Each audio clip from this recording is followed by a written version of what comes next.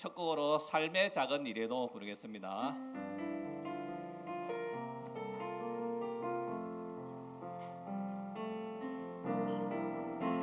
삶의 작은 일에도 그 마음을 알기 원하네. 그 길, 그 좋은 길로 가길 원해. 나의 작음을 알고 그분의 크심을 알며 소망 그 깊은 길로 가길 원하네. 저 높이 솟은 산이 되기보다 여기 오름직한 동산이 되길. 내 가는 길만 비추기보다는 누군가의 길을 비춰준다면 내가 노래하듯이 또 내가 얘기하듯이 살기 난 그렇게 죽기 원하네. 삶의 한 절이라도 그분을 담기 원하네. 사랑 그 높은 길로 가길 원하네. 우리 다시 한번 부르겠습니다. 삶의 작은 일에도. 삶의 작은 일에도 그 마음을 알기 원하네. 그 길, 그 좁은 길로 가길 원해. 나의 작음을 알고 그분의 크심을 알며 소망 그 깊은 길로 가길 원하네. 저 높이 솟은 산이 되기보다 여기 오름직한 동산이 되길. 내 가는 길만 비추기보다는 누군가의 길을 비춰준다면 내가 노래하듯이 또 내가 얘기하듯이 살기 난 그렇게 죽기 원하네.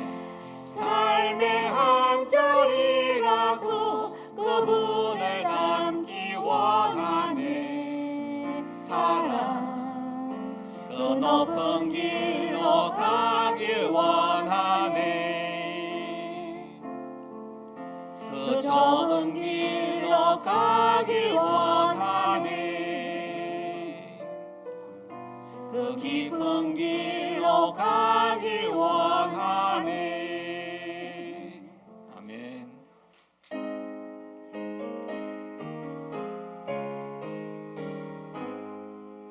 마음 가난한 사람 복이 있나니 천국이 그들의 것임이요.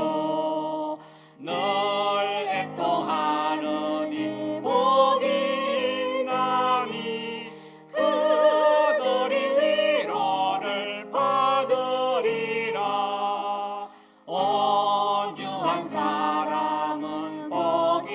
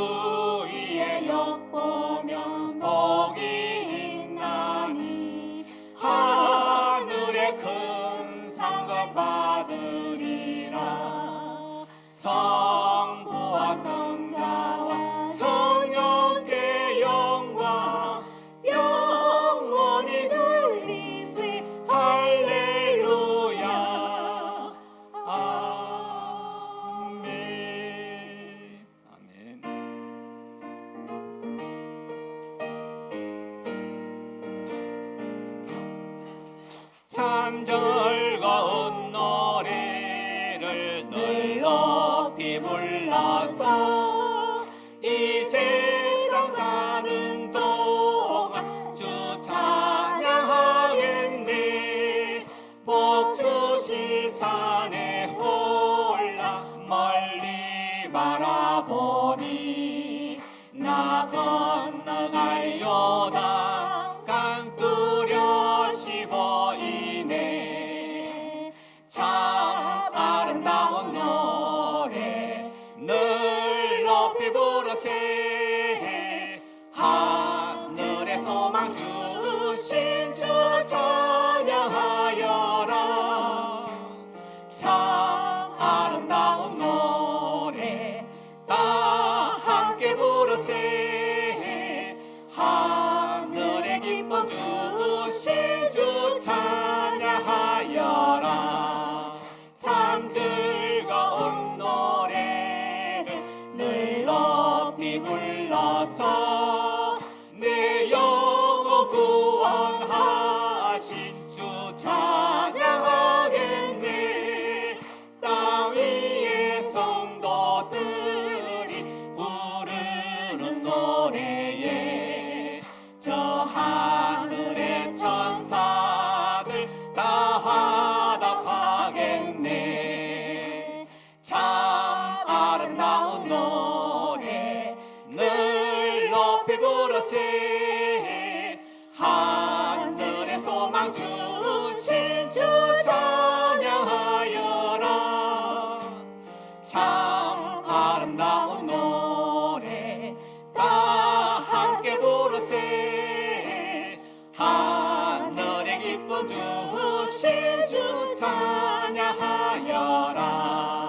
참 즐거운 노래를 늘 높이 불러서 만왕의 왕 되신 주 나 찬양하겠네.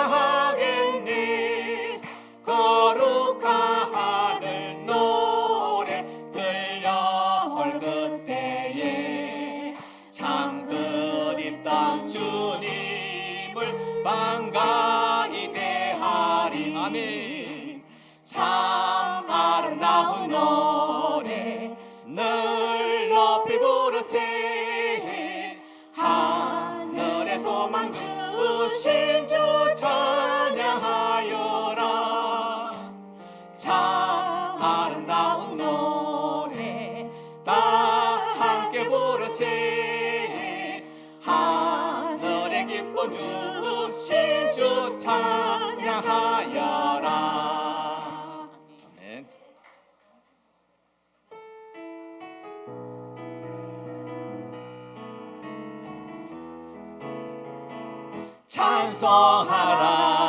찬송하라 여호와의 종들아.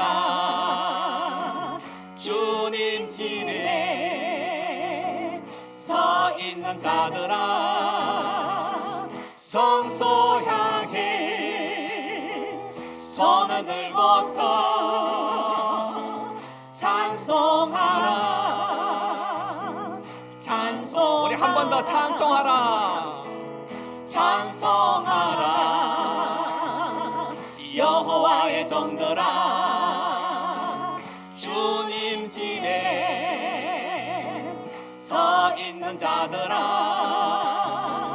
성소 향해 손을 들고서 찬송하라. 찬송하라. 경배하라. 경배하라 여호와의 종들아. 주님 집에 서 있는 자들아.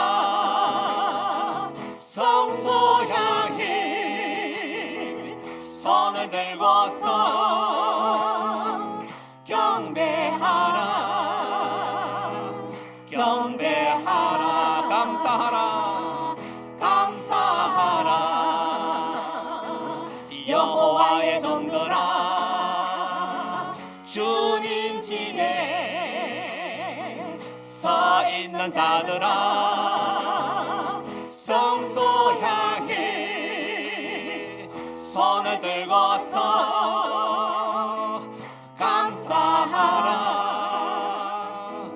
감사. 우리 한 번 더 감사하라.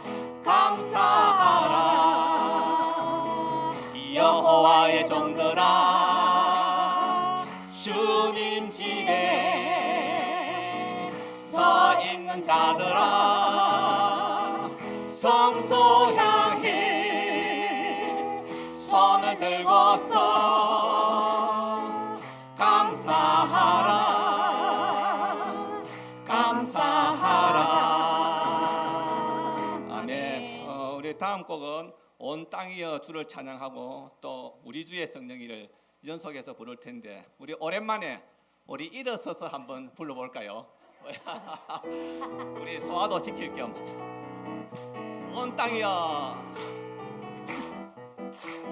온 땅이여 주를 찬양, 날마다 주를 찬양하세. 주의 기사와 주의 영광 온 땅에 널리 알려진 위대하신 주, 그의 힘과 위엄을 기뻐하라. 주의 다스리심을 온 땅이여 주를 찬양, 날마다 주를 찬양하세. 주의 기사와 주의 영광 온 땅에 널리 온 땅이여 주를 찬양, 날마다 주를 찬양하세. 주의 기사와 주의 영광 온 땅에 널리 알려진 위대하신 주, 그의 힘과 위엄을 기뻐하라. 주의 다스리심을 온 땅이여 주를 찬양, 날마다 주를 찬양하세. 주의 기사와 주의 영광 온 땅에 널리 위대하신 주, 위대하신 주, 그의 힘과 위엄을 기뻐하라. 주의 다스리심을 온 땅이여 주를 찬양, 날마다 주를 찬양하세. 주의 기사와 주의 영광 온 땅에 널리 우리 주의 성령이 내게 임하여 주를 찬양합니다. 우리 주의 성령이 내게 임하여 주를 찬양합니다. 찬양합니다. 찬양합니다. 주를 찬양합니다. 찬양합니다. 찬양합니다. 주를 찬양합니다. 우리 주의 성령이 내게 임하여 손뼉치며 찬양합니다. 우리 주의 성령이 내게 임하여 손뼉치며 찬양합니다. 손뼉치면서 주를 찬양합니다. 손뼉치면서 주를 찬양합니다. 우리 주의 성령이 내게 임하여 소리 높여 찬양합니다. 우리 주의 성령이 내게 임하여 소리 높여 찬양합니다. 소리 높여서 주를 찬양합니다. 소리 높여서 주를 찬양합니다. 우리 주의 성령이 내게 임하여 춤을 추며 찬양합니다. 춤을 추며 우리 주의 성령이 내게 임하여 춤을 추며 찬양합니다.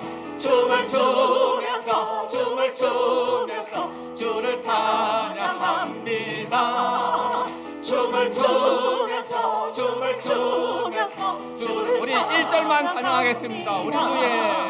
우리 주의 성령이 내게 임하여 주를 찬양합니다. 우리 주의 성령이 내게 임하여 주를 찬양합니다. 찬양합니다. 찬양합니다. 주를 찬양합니다. 찬양합니다. 찬양합니다. 주를 찬양합니다. 찬양합니다. 찬양합니다. 주를 찬양합니다. 찬양합니다. 찬양합니다. 주를 찬양합니다. 아멘. 우리 다 같이 앉아서 찬송하도록 하겠습니다.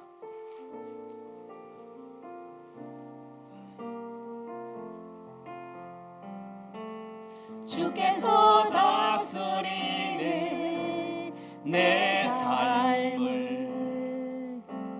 주께서 다스리네 내 삶을. 주께서 일하시네 지금도. 주께서 일하시네 내 삶에. 주님만 의지해요. 주님만 의지해요. 주님만 의지해요. 예수님. 주님만 의지해요. 주님만 의지해요. 주님만 의지해요. 예수님. 주께서 다스리네 이 땅을. 주께서 다스리네 이 땅을.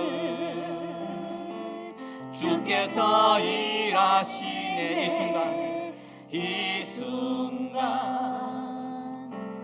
주께서 일하시네 이곳에. 주님만 예배해요. 주님만 예배해요. 주님만 예배해요. 주님만 예배해요. 예수님. 주님만 예배해요. 주님만 예배해요. 주님만 예배해요. 예수님. 만물의 창조자. 열방의 통치자. 주 다스리시네. 다 주께 속했네.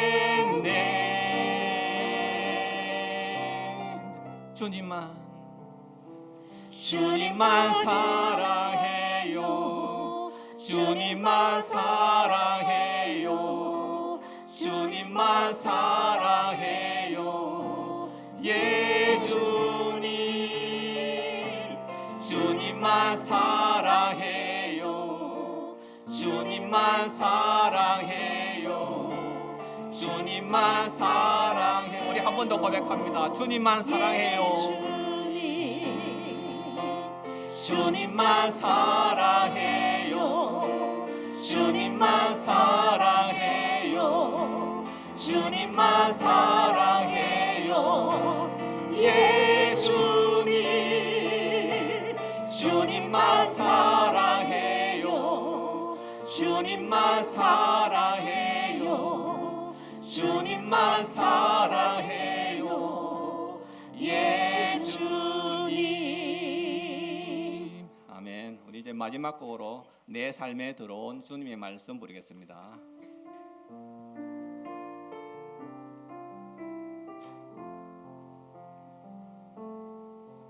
내 삶에 들어온 주님의 말씀이 내게 빛이 되시니 내 삶의 어두운 절망 가운데 소망 보게 하시네. 내 삶에 들어온 주님의 말씀이 나를 인도하시니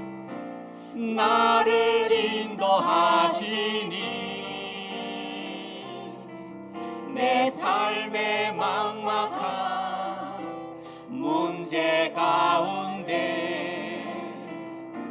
주 떠보게 하시네. 말씀이 내게 역사하기를, 말씀이 내게 살아있기를, 하나님 말씀을 듣겠나이다. 주님의 음성을 듣게. 우리 한 번 더 부르겠습니다. 내 삶에 들어온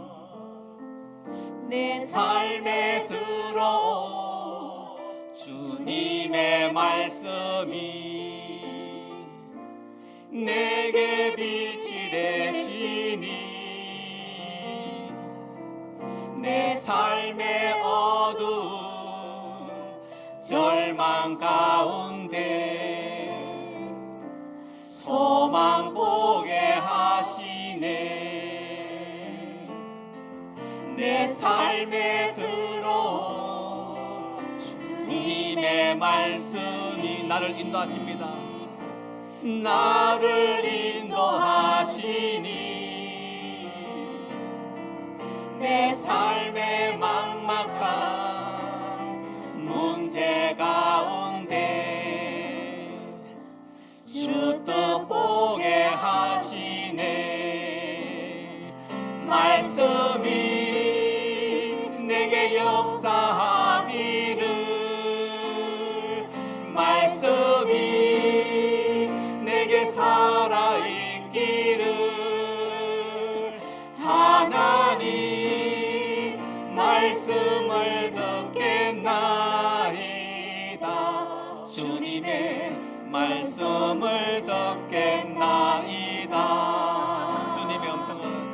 주님의 음성을 듣겠나이다. 주님의 뜻대로 살겠나이다. 아멘. 항선미 권사님께서 기도 인도해 주시겠습니다.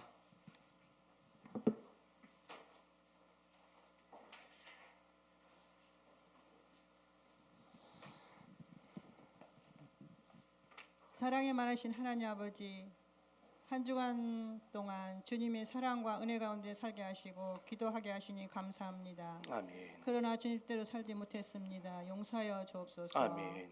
하나님, 이 시간 오흥환 목사님을 모시고 예배케 하시니 감사합니다. 아멘. 저희들 말씀을 통해서 은혜 받게 하시고 생활이 믿음으로 승리하게 이끌어 주옵소서. 아멘. 하나님 아버지, 몸된 교회가 성장하면 은혜가 넘치는 교회가 되게 하옵소서. 아멘. 하나님 아버지, 김학희 원로 목사님 치료 중에 있습니다. 빨리 회복될 수 있도록 도와주옵소서. 아멘. 사모님도 건강으로 지켜 주옵소서. 아멘.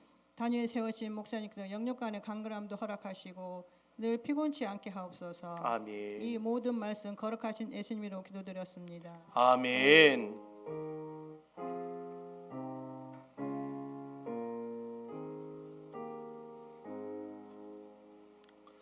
하나님의 말씀 함께 보겠습니다. 에스겔 1장 1절에서 3절까지의 말씀입니다. 에스겔 1장 1절에서 3절까지의 말씀, 우리 찾으셨으면 함께 합독으로 읽습니다. 30째 해 넷째 달 초닷새에 내가 그발 강가 사로잡힌 자 중에 있을 때에 하늘이 열리며 하나님의 모습이 내게 보이니 요야긴 왕이 사로잡힌 지 5년 그 달 초닷새라.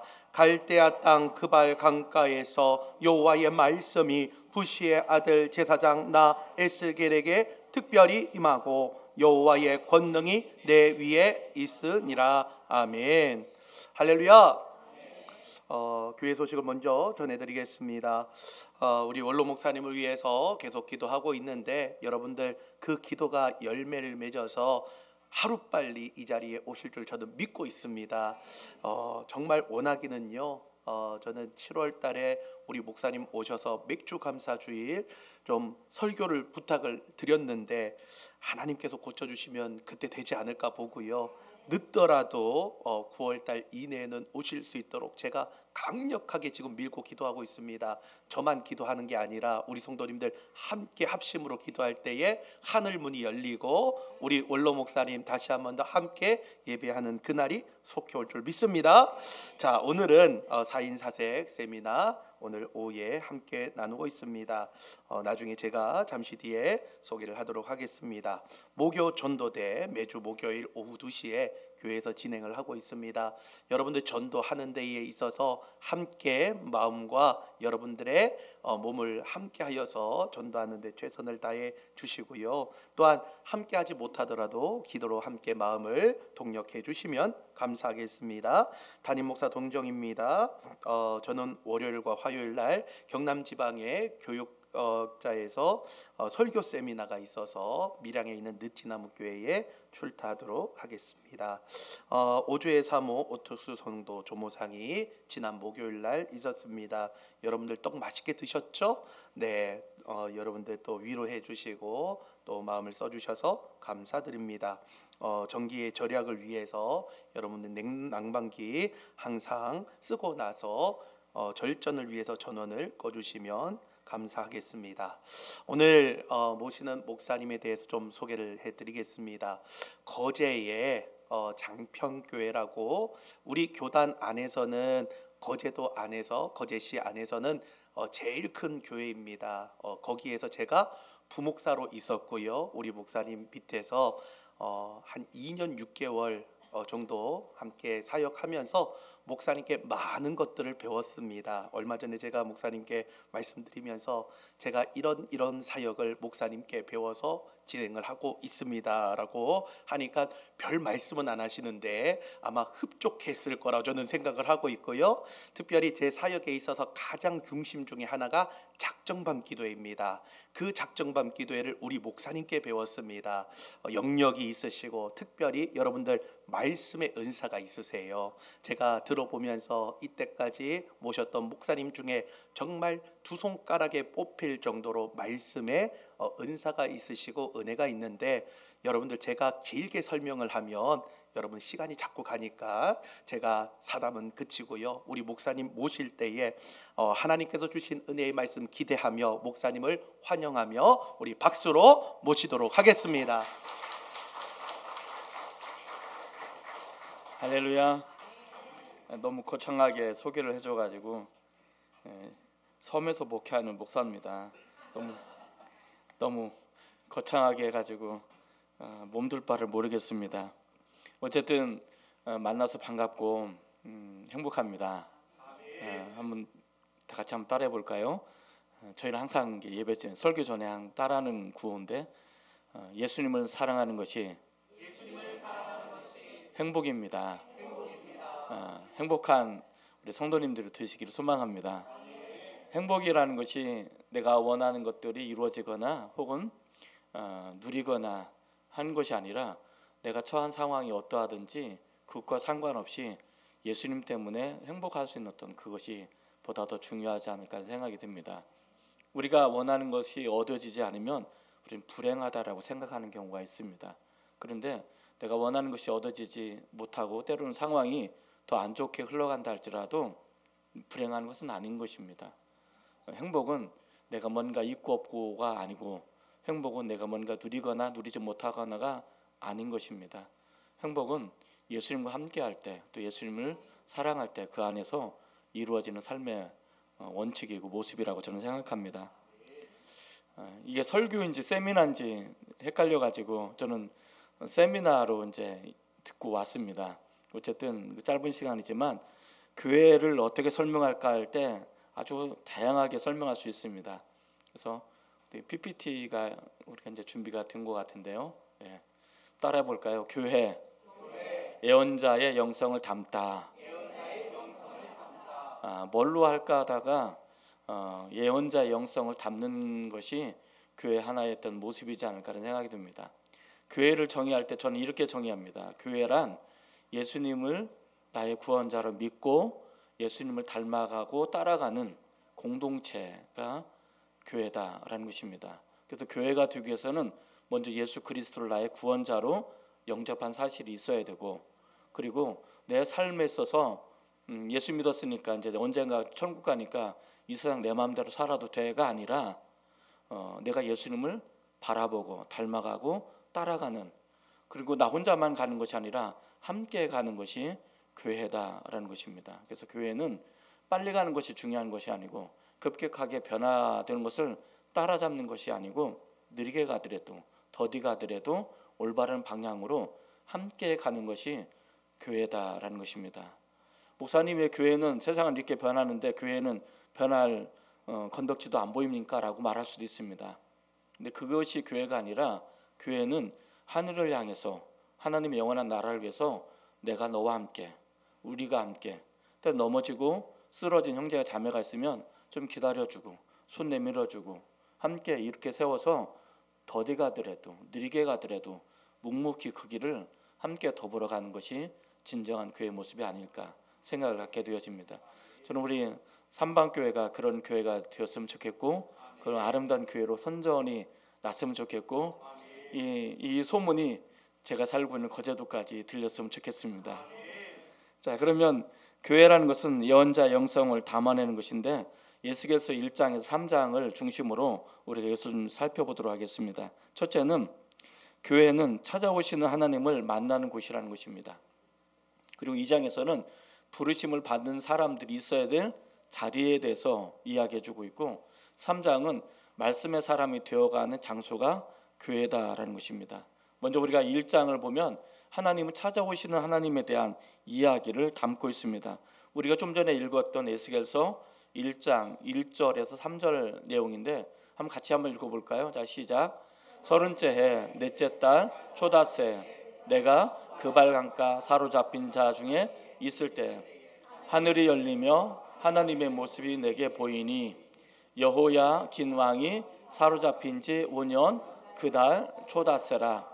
갈대아 그발 강가에서 여호와의 말씀이 부시의 아들 제사장 나 에스겔에게 특별히 임하고 여호와의 권능이 내게 있으니라. 우리 성경책 읽을 때 그 이름이 나오고 뭐 연도가 나올 때 이게 되게 헷갈리는 부분이 있습니다.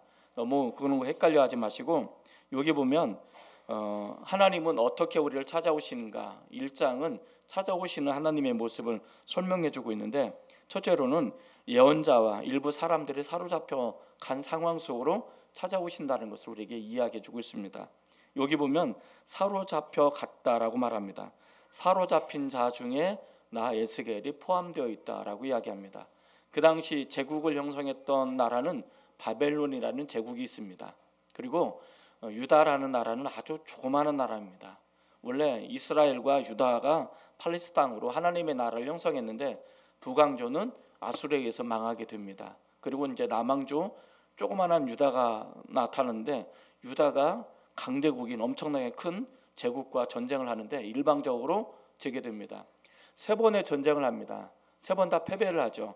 첫 번째 전쟁은 거의 전쟁해보지도 못하고 이거저거 다 내주게 되어집니다. 그때 잡혀갔던 사람들이 다니엘과 같은 사람입니다. 아이들, 그러니까 아이들이 볼모로 왕궁으로 잡혀가는 거죠. 바벨론 왕궁으로 잡혀가서 바벨론식 문화를 배우게 되는 것입니다. 옛날에 우리나라도 보면 그 귀족의 자제들 혹은 왕자들이 볼모로 잡혀가는 경우가 종종 있잖아요. 그런 식으로 잡혀갑니다. 두 번째 전쟁이라는데 두 번째 전쟁도 거의 일방적으로 이제 유다가 깨지게 됩니다. 그리고 그때는 조금 더 많은 사람들이, 훨씬 더 많은 사람이 잡혀가게 되는데, 이 잡혀간 사람들 몇몇을 살펴보면 귀족들, 제사장들, 예언자들, 나름대로 지식층이라고 불려진 대부분의 사람들이 2차 포로기에 잡혀가게 됩니다. 이 사람들은 나름대로 지도급에 있었고 유다라는 조그마한 나라 그래도 나름대로 리더십을 가지고 있는 사람들이 다 잡혀간 거예요. 그리고 아버지 세 번째 전쟁은 BC 586년에 이제 완전히 무너지고 왕도 죽고 수많은 사람들이 잡혀갑니다. 그리고 예루살렘 성전이 완전히 무너지게 되고 좋은 집을 보면 그 좋은 집들이 하나도 성한 것이 없이 다 파괴가 되어집니다. 그리고 살아남은 사람들은 겨우겨우 포로로 끌려가게 됩니다. 그때 이제 마지막 농성을 하게 되는데 농성이 풀리자 바벨론 사람들이 정말 밀치고 들어오는 거죠. 그래서 마지막 이 사람들이 어디로 가면 살 수 있을까라고 했을 때 성전으로 가면 살지 않을까라는 생각을 가지게 되었습니다. 그 사람들이 성전으로 물밀듯이 들어갑니다. 그런데 애석하게도 바벨론 군인들이 성전까지 들어와서 성전 뜰 안에 있는 사람들을 다 도륙하고 다 죽이게 됩니다. 그리고 성전 안에 있는 모든 기구들을 다 끌어가게 되는 것이고 성전에 발라놨던 금을 걷어내기 위해서 불을 지르고 녹아진 것을 다 걷어내게 되어집니다. 말 그대로 돌 하나 돌 위에 남지 않고 완전히 파괴게 되어집니다. 귀족들 집도 다 마찬가지입니다. 나름대로 번듯한 집이라고 불려진 것들은 전부 다 불타거나 완전히 파괴가 됩니다. 나중에 70년 뒤에 예루살렘으로 돌아오는데 70년 뒤에까지 이 예루살렘이 하나도 건립이 되지 않습니다. 황무한 땅이 되었습니다. 이 사람들이 예루살렘에 거하게 되는데 너무 황폐하다 보니까 거하지 못할 정도로 바깥에서 집을 짓고 살 정도로 예루살렘은 완전히 파괴가 되어집니다. 그런데 우리가 이제 살펴볼 수 있는 것은 두 번째 끌려간 사람들의 이야기입니다. 두 번째 끌려간 사람들은 그발강가라는 곳에 끌려갑니다. 그곳은 델라비비라는 곳으로 나타나는데 포로 잡혀온 사람들은 두 번째 보면 그발강가로 끌려갔다라고 말합니다. 그발강가는 그 당시 메소포타미아 문명을 이루는 큰 강이 있어요. 하나는 티그리스 강이고 또 하나는 유프라테스 강입니다. 우리가 주목해 봐야 될 것은 유프라테스 강인데 유프라테스 강을 이루는 지류 중에 하나가 그발강가예요.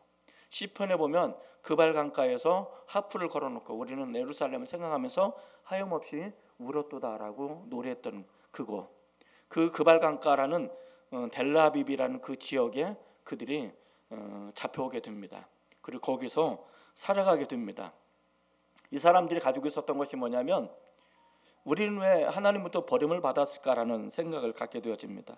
그래서 세 번째는 사람들은 우리는 버림을 받은 사람들이다라고 생각했습니다. 왜냐하면 그 그발강가 델라비비라는 그 장소는 황무한 땅입니다. 심지어는 그 사람들이 살 수 없는 쓸모없는 땅에 이스라엘 사람들을 포로로 끌려와 가지고 거기서 정착하고 살게 만드는 거죠. 그러니까 그 폐허와 같은 황무한 땅에 포로를 끌려온 사람들이 기거하며 살다 보니까 어떤 생각이 드냐면 하나님이 우리를 왜 이렇게 버리셨을까라는 생각을 갖게 됩니다. 그리고 예루살렘에 남겨진 사람들은 그렇게 생각했어요.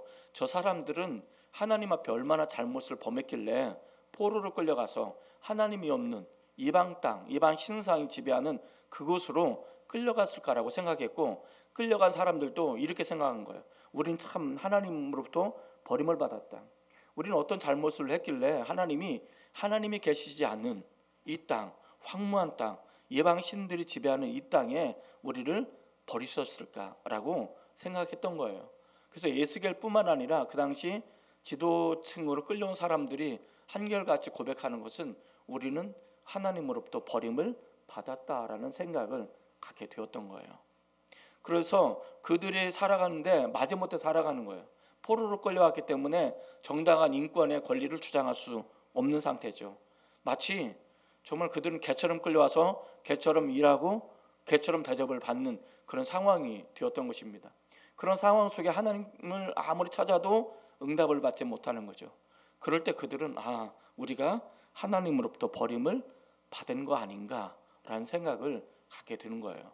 그래서 우리는 하나님으로부터 버림을 받았다라는 그런 자괴감, 그런 패배감, 그런 좌절감을 가지고 살아가게 되는 거예요. 우리가 신앙생활을 할 때도 때로는 나는 교회 열심히 다니는데 왜 일이 안 풀리고 좀 더 어려워질까 그런 생각을 가질 때가 있습니다. 나는 하나님을 믿는데 정말 하나님께서는 마치 하나님 나를 버리신 것처럼 여겨질 때가 종종 있어요. 예를 든다면 내가 원하는 것이 안 들어지는 것뿐만 아니라 때로는 병들고 때로는 경제적인 궁핍 때문에 신음하면서 한숨도 자지 못하고 밤을 꼬박 새워야 되는 어떤 그런 상황 속에 놓여져 있고, 자녀를 키우다 보면 좀 얘가 문제가 없이 잘 컸으면 좋겠는데 아유 그럼 얼마나 행복할까요? 그렇지 않을 때가 더 많죠.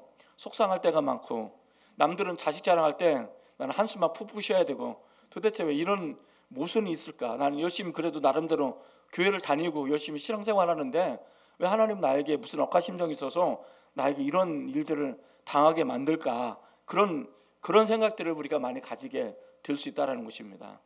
제가 고등학교 때 인격적으로 그 하나님을 만났어요. 그래서 예수님을 영접하고 나 하나님의 자녀가 된 기쁨을 누리게 됐습니다. 그런데 그런 기쁨을 누리는 도중에 저희 어머님이 교통사고로 돌아가셨어요. 저는 그때가 가장 저에게 있어서 힘든 인생의 계절이었던 것 같아요. 그때 이제 교통사고로 나셔서 병원을 가셨다고 하길래 정말 열심히 기도했어요. 하나님 살려주시면 제가 하나님께서 하신 대로 다 할 테니까 좀 살려달라고. 근데 돌아오는 소식은 돌아가셨다는 거예요. 그리고 몇 개월 뒤에 저희 아버님이 갑자기 아프셔서 시름시름 앓더니 한 달 만에 바로 돌아가신 거예요. 저는 제 인생 가운데 이게 이해가 안 되는 거예요. 하나님, 내가 무슨 하나님께 잘못을 내가 군학교 다니는 얼마만큼 범했다고 나한테 이러실 수 있습니까? 좀 따지기도 많이 따졌어요. 그런데 또 이 양반이 특징이 있어요. 불리하면 대답을 안 해주셔요. 그런 경향이 종종 있지 않아요? 내가 뭔가 막 따지고 하면 그럴 때는 대답을 안 하셔요. 그리고 이제 뭔가 우리가 잘못했으면 거봐 너 이런 식으로 막 하시는 것 같은 느낌이 들어요. 그때 저에게 하나님 나를 버리신 거 맞습니까? 왜 나한테 왜 이러십니까? 라는 그것이 나에게는 그발감가였어요. 아마 여러분들도 나름대로 그런 그발감가가 있을 거라고 생각해요. 겉으로는 나 행복해요, 나 괜찮아요, 나 좋아요, 다들 그런 표정이신데 제가 단언합니다. 집에 신방 가면 문제 없는 집이 하나도 없어요. 다 문제가 있어요. 그리고 기도 제목 있어요? 그러면 있다고 해요. 그러면 기도 제목 하면 심각한 건 안 내놔요. 심각한 건 숨기고 뭐 남들 다 아는 만큼 그런 것만 기도 제목 내놓죠. 우리끼리니까. 그렇지 않아요? 정말 심각한 것은 가슴앓이 하는 거예요. 그러면 나중에는 이제 안 되다 그 하다가 안 되면 이제 목사님 원망하는 거예요. 목사님 기도 안 해주셔 그래. 기도 제목을 안 내놓고 그리고 누구 원망하는 거예요. 원망한다고 내 문제가 해결돼야 안 돼요? 안 되잖아요. 그럼 어떻게 되냐면 포기하는 거예요. 하나님이 날 별로 안 좋아하시나 봐, 이런 마음이 드는 거예요. 그런데 바로 그런 절망의 그발감가, 하나님이 우리를 버리셨나 봐 라고 작용함에 빠져있는 그 사람들에게 하나님이 찾아오신다는 거예요. 성경을 읽어보면 하늘의 문이 열렸다라고 말합니다. 하나님의 말씀이 그에게 임했다라고 이야기해 주고 있는 것입니다. 저는 이것이 놀라운 은혜라고 저는 생각합니다. 찾아오시는 하나님, 하나님은 내가 어떤 상황 속에 있다 할지라도 찾아오시는 거예요. 이 사람이 깜짝 놀라는 거예요. 왜냐하면 이곳에 하나님이 계시지 않아야 되는 거거든요. 하나님 어디 계셔야 되냐면 유다, 예루살렘 성전 안에 하나님이 계셔야 되는 거예요. 그런데 하나님이 이곳에 계시다라는 것은 하나님이 그곳에 안 계시다라는 것을 전제로 하는 거예요. 그걸 어떻게 할 수 있느냐? 1장 4절부터 보면 이상한 것을 알 수 없는 형태를 설명을 해요. 뭐 네 바퀴가 살고 사방에 이렇게 다 있고 무슨 얼굴이 있고 뭐 이런 거 쭉 나오거든요. 읽어도 무슨 말인지 모르죠. 이게 무슨 말이냐면 하나님의 보좌를 의미합니다. 하나님의 보좌가 예루살렘에서 이곳에 임한 거예요. 땅끝에 임한 거예요. 하나님이 없을 것 같은 그 자리에 찾아오시는 것입니다. 하나님은 아무도 없는 가운데 나를 찾아오셔요. 찾아오셔서 말씀하시는 것입니다. 이게 저는 되게 중요하다고 생각해요. 하나님은 내가 하나님을 찾아가는 것이 아니라, 내가 하나님을 찾을 수 있는 것은 내가 힘이 있어서 그래요. 나름대로 그래 나 하나님 찾아가야지, 예배 드려야지, 이런 거예요. 정말 힘들고 숨 막히면 하나님 하자도 안 나와요. 예수님 앞에 기도하겠습니다라는 그 기도도 안 나와요. 그냥 메마른 소리밖에 안 나오는 거예요. 탄식밖에 안 나오는 거예요. 그런데 그럼에도 불구하고 하나님은 거기까지 찾아오시더라는 거예요.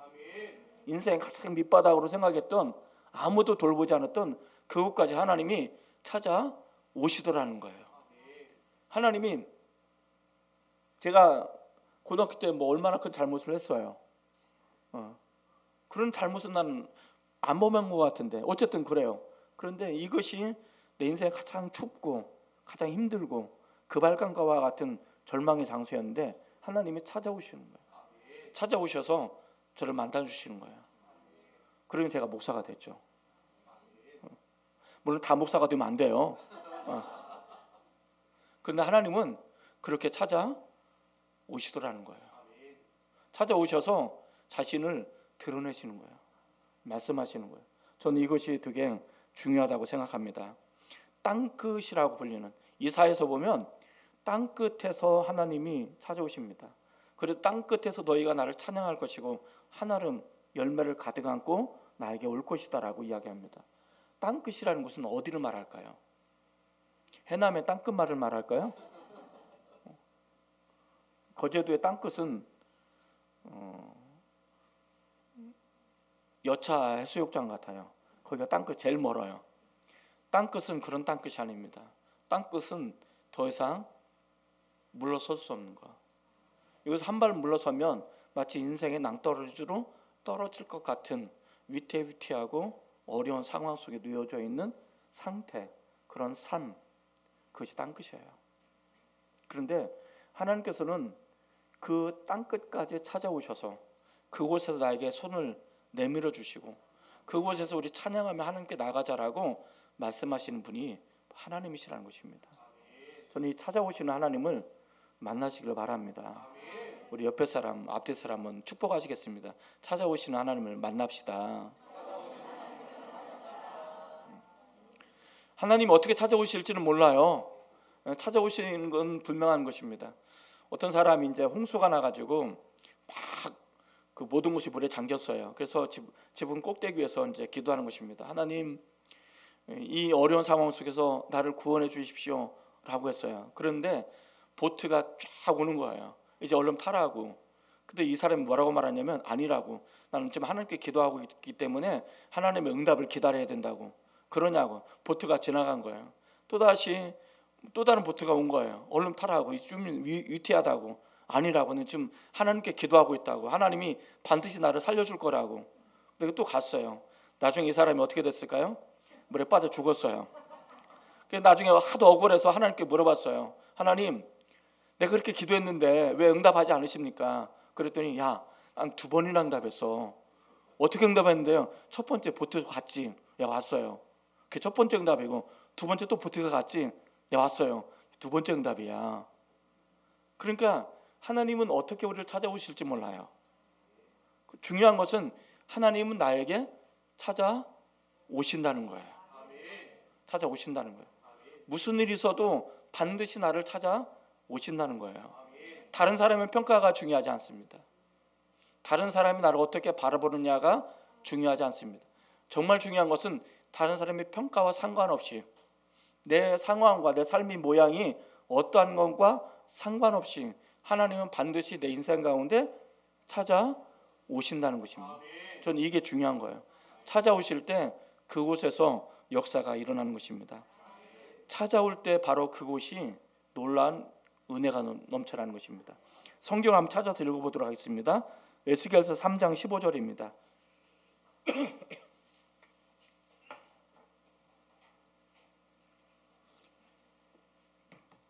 3장 15 찾으셨나요? 네, 같이 한번 읽겠습니다. 자, 시작. 이에 내가 델라비브에 이르러 그 사로잡힌 백성 곧 그발 강가에 거주하는 자들에게 나아가 그 중에서 두려워 떨며 7일을 지내니라. 요 소리가 주목해 봐야 될 단어는 델라비브입니다. 델라비브. 한글로 음역을 했기 때문에 이게 델라비라고 말하는데 두 단어가 합쳐진 것입니다. 텔이라는 단어입니다. 히브리어에서 텔이라는 것은 언덕을 의미합니다. 언덕. 그리고 아비브라는 것은 그 두 가지 의미가 있습니다. 그 당시 메소포타미아에서 아비브라고 발음할 때는 절망 이런 뜻이 있습니다. 쓸모없는 것 이런 뜻이 담겨져 있습니다. 그런데 이쪽에 그 팔레스타인 사람들이 똑같은 글자를 읽는데 그 아비브를 읽는데 그 아비브는 희망이라는 단어가 되어집니다. 똑같은 단어인데 한쪽에서는 이곳은 절망의 땅이야라고 부르는 곳입니다. 델라비브라는 곳이 바로 그런 지역이에요. 홍수가 자주 일어나서 농사를 지을 수 없는 쓸모없는 방치된 그런 땅인 거예요. 그래서 그곳에 이 사람들이 정착해 사는 거예요. 그러니까 그 사람들 어떤 느낌이냐면 이 땅은 쓸모없고 방치되고 버림받은 땅인데 우리 인생도 그와 같다라는 생각을 갖게 되는 것입니다.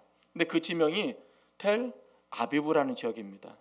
절망의 언덕. 그런데 이스라엘 사람들이 히브리 발음으로 이것을 읽을 때는 희망의 언덕이 되는 것입니다. 중요한 것은 하나님이 찾아오기 전에는 그 땅 분명히 절망의 언덕이었습니다. 그러나 하나님이 찾아오는 상황은 모든 것이 바뀌지 않았습니다.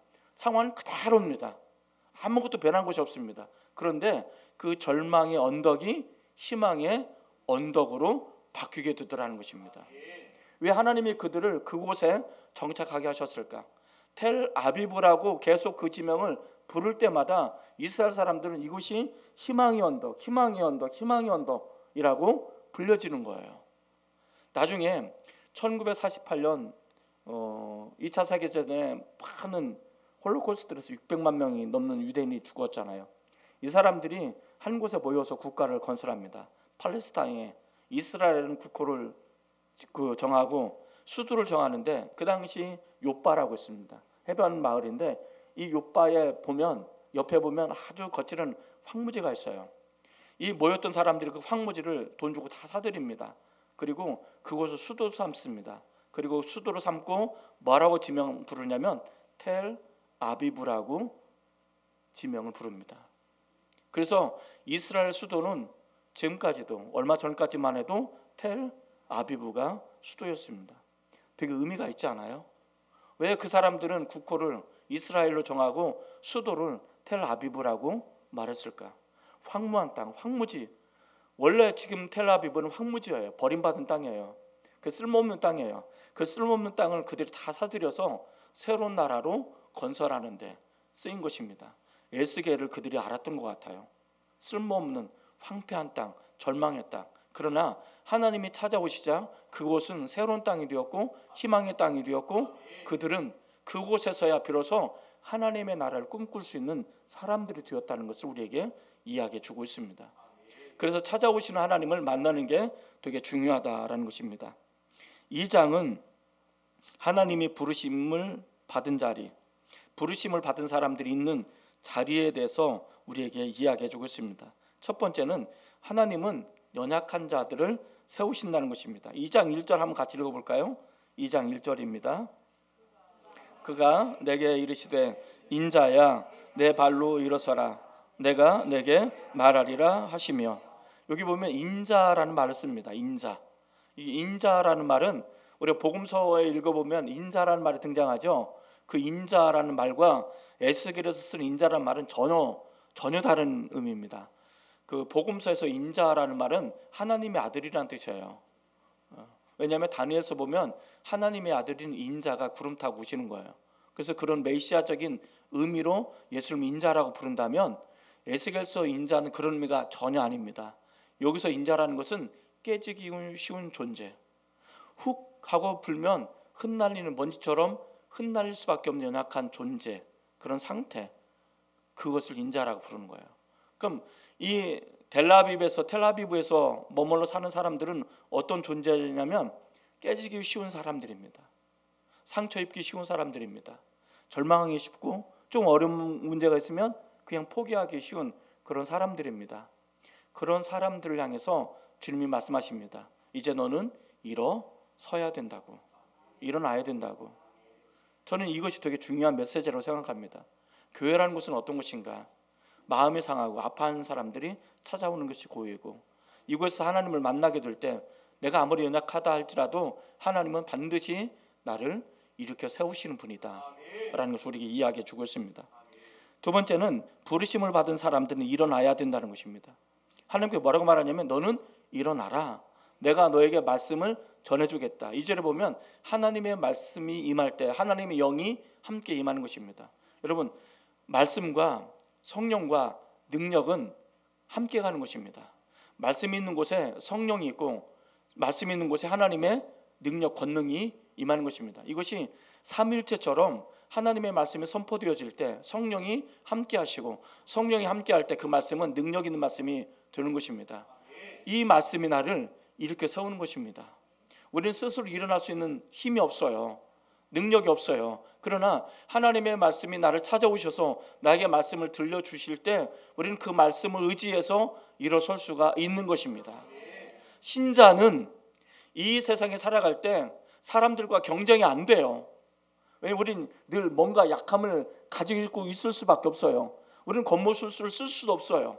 그렇기 때문에 세상에 그 사람들과 경쟁할 때 뒤처질 수밖에 없습니다. 그렇다고 해서 우리가 패배주의처럼 넘어지고 한심하게 살아가느냐? 절대 그렇지 않다라는 것입니다. 세상이 감당할 수 없는 능력이 하나님의 말씀 가운데 우리 가운데 임한다는 것입니다. 여러분들이 예배 시간에 나와서 말씀을 듣고 그 말씀 아멘으로 내가 수용하고 받아들일 때 그 말씀은 살아있는 말씀이 되고 능력 있는 말씀이 되고, 그래서 우리가 이 세상 살아갈 때 약하지만 인자와 같지만 깨지기 쉽고 상처받기 쉽고 먼지처럼 이리저리 흩날릴 수밖에 없는 그런 상태라 할지라도 하나님은 나를 굳건히 세우시는 것입니다. 이게 능력인 거예요. 이게 하나님의 말씀이 임하는 거예요. 이렇게 하나님의 말씀이 임하고 부름받은 사람들은 어디에 임해야 될까? 저는 이 장을 읽을 때마다 가슴이 아파요. 왜 하나님의 사람들이 이런 상황 속에 살아가야 됩니까? 라고 정말 따지기도 많이 따졌어요. 근데 늘 하나님께서 뭐라고요? 불리하면 침묵하신다. 자, 한번 3절 한번 읽어보겠습니다. 3절입니다. 자, 시작. 내게 이르시되 인자야 내가 너를 이스라엘 자손 곧 패역한 백성 나를 배반하는 자에게 보내노라. 그들과 그 조상들이 내게 범죄하여 오늘까지 이르노나니. 하나님께 뭐라고 말하냐면 기껏 이렇게 세워놓고 야 이제 내가 너를 보낼게. 어디로 보내는 거예요? 좀 좋은 데로 보내면 안 돼요? 근데 여기 보면 뭐라고 말하냐면 패역한 백성, 나를 배반하는 사람들. 옛날부터 패역한 백성이고 옛날부터 지금까지 나를 배반한 사람들인데 너는 그 사람들에게로 가야 돼 라고 말합니다. 그들 가운데 있어야 돼 라고 말하는 것이죠. 우리가 세상 사람들을 나갈 때 좀 좋은 사람들 만나면 얼마나 좋아요. 그런데 꼭 교회에서 비꼬는 사람이 있어요. 비아냥거리는 사람이 있어요. 하나님 한 대 줘받고 싶지만 뭐 내게 능력이 없으니까 줘받을 수도 없고 뭐 늘 가슴 아래만 살아갈 수밖에 없을 때가 있잖아요. 왜 이런 사람들이 내가 만나야 돼요? 좀 괜찮은 사람들 없어요? 뭐 그렇게 할 수도 있는데 잘 생각해 보시면 하나님께서 우리를 그런 사람들로 보내는 거예요. 자, 4절 한번 더 읽어볼까요? 4절입니다. 자, 시작.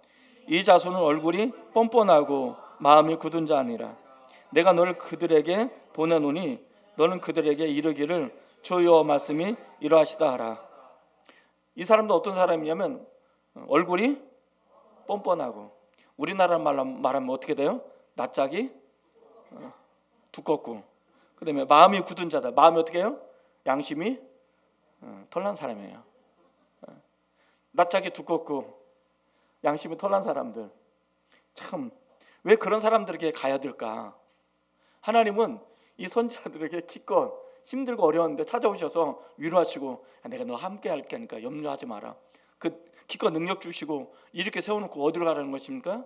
패역한 족속, 나를 배반한 사람들, 얼굴이 두껍고 마음이 굳은 사람들, 이런 사람들에게로 가라는 거예요. 넌 그 사람들과 함께 살아야 된다는 거예요. 우리 그리스도인들이 세상 속에 살아갈 때 그와 같을 수도 있다는 거예요. 그와 같은데 왜 하나님께서는 우리를 그런 사람에게 보내셨을까? 저는 이것이 되게 중요하다고 생각합니다. 네 번째는 이곳에 교회가 있음을 알리기 위해서라는 것입니다. 그래서 2장의 가장 중심적인 핵심적인 구절은 2장 5절입니다. 5절 한번 읽어볼까요? 자, 시작. 그들은 패역한 족속이라 그들이 듣든지 아니 듣든지 그들 가운데 선지자가 있음을 알지니라. 저는 이게 이 말씀을 묵상하면서 하나님 왜 선지자에게 그런 사람들에게 보냈을까? 답이 5절입니다. 그들 가운데 선지자가 있음을 알게 하려 함이라. 제가 거제 산지 한 12년 이제 돼갑니다. 근데 가장 힘들었던 때가 2019년도예요. 조선소가 거의 반토막 날 때예요. 반토막 날 때인데 거의 절반 이상의 사람들이 강제로 그냥 나가야 돼요. 직장을 나가야 돼요. 그 당시 양대 조선소가 있는데 협력업체가 되게 210개 정도가 있었어요. 그런데 110개 정도가 남겨지고 나머지는 전부 다 문을 닫았어요. 이 110개 정도 남겨진 이 협력업체들도 절반 이상을 사람들을 내보내는 그런 가장 힘들고 어려운 상황이었어요. 그런데 그때 가장 많이 힘들었던 것 중에 하나는 뭐냐면 자살한 사람이 되게 많았어요. 답이 안 보이니까 어떻게든 답이 안 보이는 거예요. 답이 안 보이니까 높은 크레인 올라가서 그냥 뛰어내리는 거예요. 그렇게 해서 자살한 사람이 되게 많아요. 근데 그 소식은 바깥으로 전혀 안 들리죠. 저는 그 이야기를 들으면서 너무 가슴이 아픈 거예요. 만약에 그 사람이 그런 어려운 선택을 할 때는 반드시 시그널을 보내게 되는데 그 사람들 중에 예수 믿는 사람이 없었을까? 저는 있었다고 생각해요. 교회 다니는 사람이 없었을까? 저는 있었을 거라고 생각해요. 그런데 그런 사람들 속에 예수 믿는 사람도 있었을 것이고 교회 다니는 사람도 있었을 텐데 왜 이런 극단적인 선택을 하는데 아무런 도움이 되지 않았을까? 그 이유는 한 가지입니다. 그 사람이 예수 믿는 사람인지 모르는 거예요. 교회 다니는지 모르는 거예요. 이 극단적인 선택을 하는 사람에게 한 번이라도 교회 다니는 사람이, 예수 믿는 사람이 내가 당신을 위해서 기도할 테니까 우리 한번 교회 가볼래요? 라는 그 소리를 단 한 번도 들어본 적이 없는 거예요. 마지막 순간에 내가 누군가에게 심정을 토로하잖아요. 토로하는데 이 예수 믿는 사람이 얼굴이 한 번도 생각이 안 나는 거예요. 그러면 이 선지자를 왜 그런 사람들에게 보냈을까라고 했을 때 똑같은 거예요. 하나님이 나로 하여금 예수 믿게 하셨고 왜 그런 사람들 속에 살게 하셨을까? 여러분들이 삼방제일교회 다닌다는 것을 자랑하셔야 됩니다. 막 떠들으셔야 됩니다. 다른 사람이 아유 뭐 니까지 이렇게 교회를 다닌다고 이렇게 조롱할 수도 있어요. 상관없습니다. 정말 중요한 것은 여러분들이 하나님을 믿는 사람들이고 예수 믿고 구원받은 사람들이고 여러분들이 얼마나 힘들고 어려운 상황 속에서 늘 감사하고 찬양하는 모습을 보여줘야 되는 거예요. 그럴 때 여러분 주변에 정말 절망에 빠지고 정말 극단적인 생각을 하는 사람들이 한 번쯤은 여러분들을 생각해서 여러분들을 찾아와서 물어봐야 되는 것입니다. 야, 너 그렇게 힘든데 내가 보기엔 너 그렇게 정말 숨막혀 살 수 없을 것 같은데 너는 어떻게 맨날 이렇게 웃고 감사하고 찬양하면서 그렇게 살 수 있어? 라는 질문을 받으셔야 되는 거예요. 이것 때문에 그런 거예요. 이곳 삼방제일교회가 있어요. 밤에는 십자가가 있습니다. 여러분 이곳에 전도를 많이 하셔야 됩니다. 이곳에 교회가 있습니다. 이곳에 하나님의 교회가 있습니다. 이걸 알려드릴 이유가 뭐냐면 이 주변에 수많은 사람들이 살고 있는데 때로는 그 수많은 사람들이 겉으로 보기에는 괜찮은 것 같아요. 문제가 없는 것 같아요. 그러나 제가 장담했잖아요. 문제없는 집은 단 한 사람도 없다는 거예요. 한 가정도 없다는 거예요. 그러니까 세상 많은 사람들은 다 똑같은 문제를 가지고 있는 거예요. 우리는 그나마 하나님 앞에 나와서 예배하고 기도하고 하나님 말씀을 듣고 위로하고 맞아 나 이렇게 살아야지 그런 도전을 받고 은혜를 받고 살아가기 때문에 덜하지만 그 누구 하나 그런 소리를 듣지 못한 사람 그 사람들은 어떻게 살아야 돼요? 우리가 지난주에 오이코스 새생명 전도 축제를 마쳤어요. 근데 한 권사님이 그 전에 이제 작정을 한 거예요. 어떤 작정이냐면 당신의 오이코스는 누굽니까? 전도사님이 누굽니까? 써내야 되는데 못 써냈다는 거예요. 근데 생각을 하고 있었다는 거예요. 품고 있었는데 자기가 이제 동사무소에서 다니는 영어 효화반을 다니는데 젊은 엄마들에게 꼭 예수님을 좀 소개하고 싶다는 그런 마음이 드는 거예요. 그래서 갑자기 그 말씀이 설교 말씀이 생각이 나더라는 거예요. 뭐가 생각나요? 그랬더니 그렇게 내가 얘기를 했다는 거예요. 만약에 누군가가 대상이 있으면 막 교회 가라자고 예수 믿자고 막 그렇게 하지 말고 좀 다르게 접근하라고. 그 접근 방법이 뭐냐면 내가 애기 엄마를 위해서 기도하고 싶은데 뭐 기도 제목이 있어요? 기도 제목을 뭔가 내가 당신을 위해서 기도해 줄 수 있는 그 있으면 나에게 말해줘요. 이렇게 하라고. 그런데 그 얘기를 했다는 거예요. 얘기를 했는데 그때는 그냥 지나갔다는 거예요. 그래서 자기 이제 농사지는 밭이 있는데 그 초청하는 거예요. 거기서 이제 푸성규를 가지고 이제 고기도 구워 먹고 초청했는데 이 사람들 초청에 응한 거예요. 그러면서 말하다라는 거예요. 지금까지 자기가 살았는데 그 누구도 단 한 사람도 나를 위해서 기도해 주겠다는 사람이 한 사람도 없었다는 거예요. 자기는 그게 너무 감동이 든 거예요. 내가 교회를 다니냐 안 다니냐 이게 중요한 것이 아니라 누군가가 나에게 관심을 갖고 내가 당신을 위해서 기도해 드릴게요. 무엇을 해서 기도해 주시면 좋겠습니까? 이렇게 한 사람도 한 번도 40평생 넘도록 한 번도 들어보지 못한 거예요. 그것이 너무 감동이 되더라는 거예요.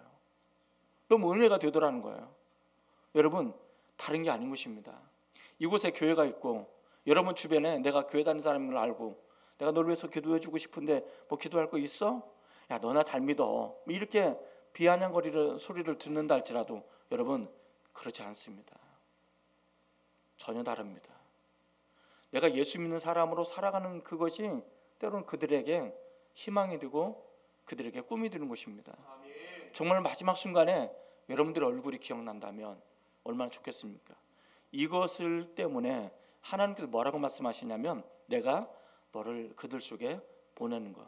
부름받은 사람들이 삶에 있는 자리가 어디냐? 그곳입니다. 저는 교회가 산속에 숨어 있지 않아서 감사해요. 세상 한복판에 있어서 감사해요. 여러분, 이곳에 교회가 있습니다. 여러분의 인생이 정말 답답하고 힘들고 어려울 때 이곳에 오셔서 하나님을 만나시기 바랍니다. 예수를 여러분의 구원자로 영접하시기 바랍니다. 그럼 여러분의 인생은 달라질 것입니다. 내 삶은 달라질 것입니다라는 그것을 우리는 보여줘야 되는 거예요. 이곳이 교회가 있어야 되고 사명받는 사람들이 살아가는 것이고 이것이 교회다라는 것을 우리에게 보여주고 있습니다. 마지막 세 번째 3장을 통해서 우리는 살펴봐야 될 것은 교회는 말씀 공동체입니다. 말씀의 사람으로 되어가는 장소가 교회인 것입니다. 말씀을 1절에 보면 그렇게 말합니다. 한번 같이 읽어볼까요? 1절, 3장 1절입니다. 자, 시작. 또 그가 내게 이르시되 인자야 너는 발견한 것을 먹으라. 너는 이 두루마리를 먹고 가서 이스라엘 족속에게 말하라 하시기로. 자, 1장은 내가 어떤 상황 속에 있든지 하나님 나를 찾아오셔서 만나 주신다는 것입니다. 2장은 그런 나를 만나 주셔서 나에게 사명, 소명을 주시고 소명 있는 사람들이 어디에 있어야 될 것인가를 알려주시는 것입니다. 그런데 3장은 이 소명 있는 사람들은 무엇으로 소명을 감당할 수 있을까? 하나님의 사람들은 무엇으로 살아가야 되는 것일까? 하나님의 말씀으로 살아가야 된다는 것입니다. 톨스토이가 아주 짧은 단편을 지은 것이 있습니다. 그 제목이 뭐냐면 사람은 무엇으로 살아야 하는가라는 아주 짧은 단편입니다. 읽어보시면 정말 감동이 됩니다. 천사가 하늘부터 부름을 받고 보냄을 받았어요. 저기에 쌍둥이를 잉태한 엄마가 있는데 쌍둥이를 날면 그 쌍둥이 엄마를 영혼을 데려와라는 것입니다. 그런데 쌍둥이 엄마가 출산하는 곳은 어디냐면 거칠은 들판이었어요. 거칠은 들판에 쌍둥이를 출산하면 그 엄마 영혼을 데려오라는 거예요. 그 엄마는 어떻게 되는 거예요? 죽는 거잖아요. 이 천사가 그 미션을 가지고 갔어요. 갔는데 출산을 했어요. 그 쌍둥이 엄마를 영혼을 데려가려다 보니까 마음이 걸리는 거예요. 천사가 마음이 걸린 게 뭐냐면 그럼 이 쌍둥이는 어떻게 해? 쌍둥이는 어떻게 될까요? 죽잖아요. 그러니까 이 천사가 생각할 때 하나님 당신의 명령은 너무 거칠고 순종할 수 있는 명령이 아닙니다. 당신의 명령은 도무지 이행할 수 없는 명령을 하게 하신 것입니다. 그래서 이 천사가 하나님의 말씀을 거절을 해요. 거부를 해요. 그리고 이 천사는 천사의 주기를 박탈당하고 인간이 됩니다. 또 다른 천사를 보내서 그 쌍둥이 엄마 영혼을 데려갑니다. 그럼 쌍둥이는 죽었을까요? 아니에요. 길을 가다가 어떤 사람이 그 쌍둥이를 거두는 거예요. 한 사람은 다른 집에서, 또 한 쌍둥이는 다른 집에서. 이 쌍둥이가 무럭무럭 잘 자라는 거예요. 그러면 이 천사에서 인간으로 전락한 이 사람에게 너에게 한 가지 질문을 드릴 텐데 이 질문을 답하면 다시 너의 위치를 복원시키겠어. 그 뭐냐면 사람은 무엇으로 사는가를 알아야 돼. 이 질문을 미션을 천사가 받은 거예요. 인간이 된 천사가. 그래서 인간으로 살아가는데 이 인간의 삶으로 인간이 위해서 살아가는 거예요. 그 삶의 과정을 보고 나중에 쌍둥이 어떻게 성장하고 자라는지를 알게 되는 거예요. 그 쌍둥이는 죽을 줄 아는데 안 죽고 잘 살아가는 거예요. 그 과정 속에서 느낀 것이 뭐냐면 사람은 무엇으로 살아가는가? 사람은 사랑으로 살아야 된다는 것을 깨닫는 거예요. 이걸 깨닫는 거예요. 천사는 그것이 이해가 안 된 거예요. 쌍둥이 엄마를 데려가면 쌍둥이 죽을 줄 알았어요. 근데 죽지 않더라는 거예요. 무럭무럭 잘 자란다는 거예요. 우리에게 보여주는 것이 뭐냐면 사람은 사랑으로 사는 존재라는 거예요. 그러면 하나님의 사람은 무엇으로 살아가는가? 하나님의 말씀으로 살아가는 거예요. 1절에 보면 뭐라고 말하냐면 너는 말씀을 발견해야 한다고 말합니다. 발견하는 거예요. 발견한다는 건 되게 중요한 것입니다. 가만히 있으면 발견이 안 되는 거예요. 발견하는 것은 뭐예요? 내가 수고하고 애쓰고 찾아야 된다는 것입니다. 하나님의 말씀은 하늘에 갑자기 뚝 떨어지는 게 아닙니다. 하나님의 말씀은 찾아야 되는 것입니다. 묵상해야 되고 배워야 되고 읽어야 되고 암송해야 되고 그렇게 하나님의 말씀은 찾아야 되는 것입니다. 그 찾은 것을 먹어야 되는 거예요. 이 먹는다라는 것이 뭐냐면 말씀으로 되어가는 것입니다. 이것을 좀 어려운 말로 체화 과정이다라고 말합니다. 말씀의 체화 과정. 우리가 음식을 먹잖아요. 음식을 먹으면 이 영양분이 피로, 살로 안 갔으면 좋겠는데 살로도 가더라고요. 살로 그리고 뼈로 골고루 영양분을 공급하는 거예요. 그래서 우리가 튼튼한 사람이 되는 거예요. 하나님의 말씀이 우리에게 들어갈 때, 소화가 될 때, 체화가 될 때 내가 하나님의 사람으로 점점 바뀌어가는 거예요. 바뀌어가는 거예요. 이 말씀을 내 지식이 채우라는 게 아니에요.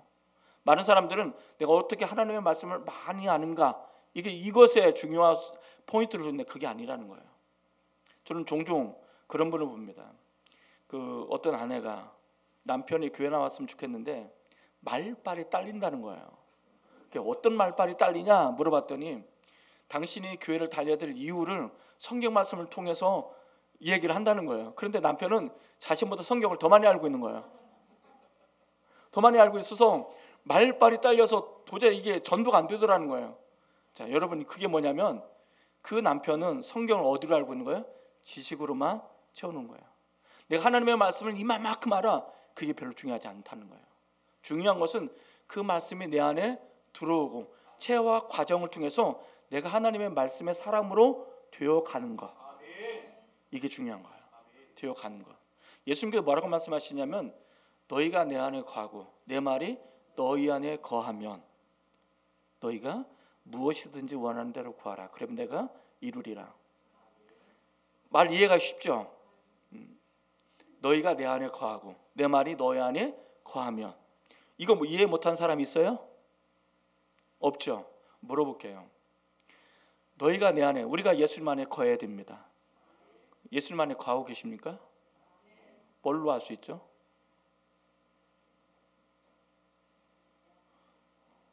내가 예수님 안에 거한다는 게 뭐예요? 되게 어려워요. 뭐 여러 가지 대답하는데 구체적으로 저는 되게 얄궂은 목사라 대답하잖아요. 그럼 또 질문하면 나중에는 할 말이 없어져요.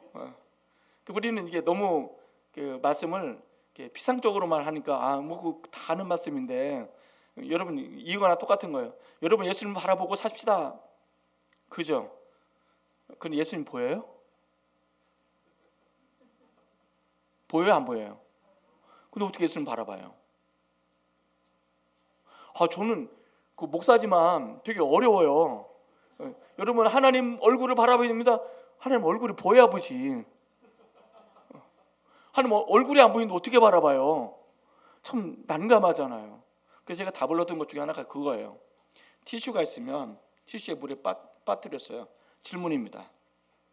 티슈에 물에 빠뜨렸으면 물이 티슈를 먹을까요? 티슈가 물을 먹을까요?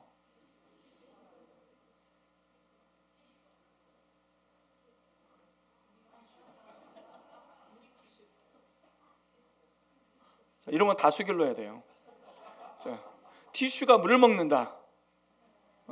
분명히 이따 손 안 든 사람 있을 거예요. 자, 물이 티슈를 먹는다.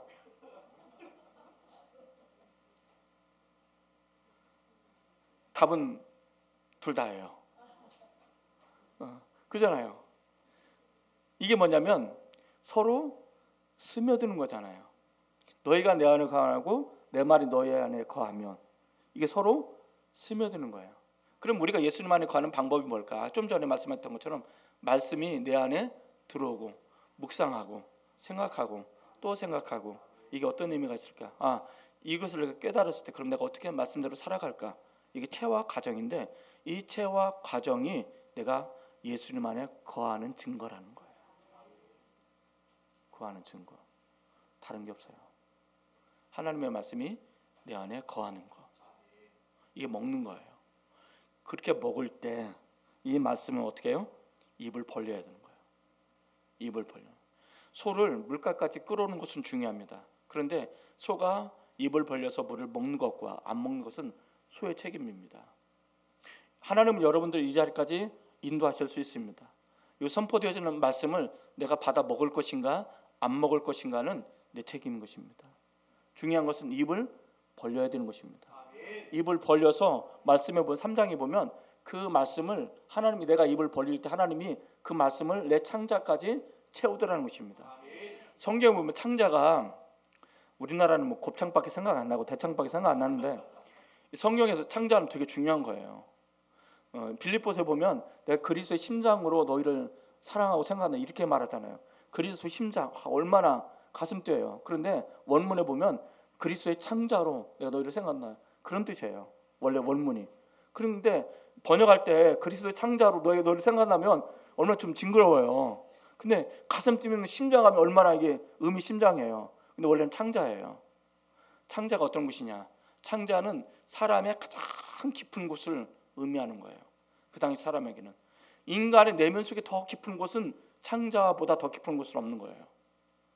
그래서 이 창자 가장 깊숙한 인간의 내면 가장 깊은 곳까지 하나님의 말씀으로 채우겠다는 것입니다. 그렇게 하나님의 말씀으로 채워질 때 우리는 사명 있는 사람은 말씀의 사람으로 살아가는 은혜가 있게 되더라는 것입니다.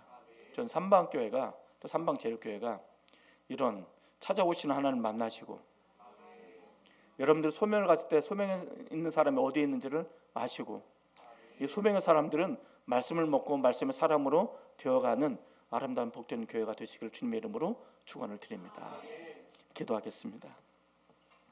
하나님 아버지 감사합니다. 저희를 사랑하시고 또 은혜를 허락하여 주셔서 믿음대로 말씀대로 살아갈 수 있도록 은혜를 베풀어 주옵소서.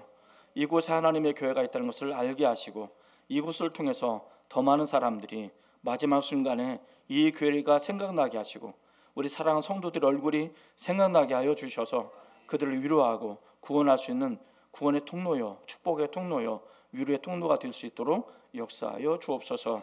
예수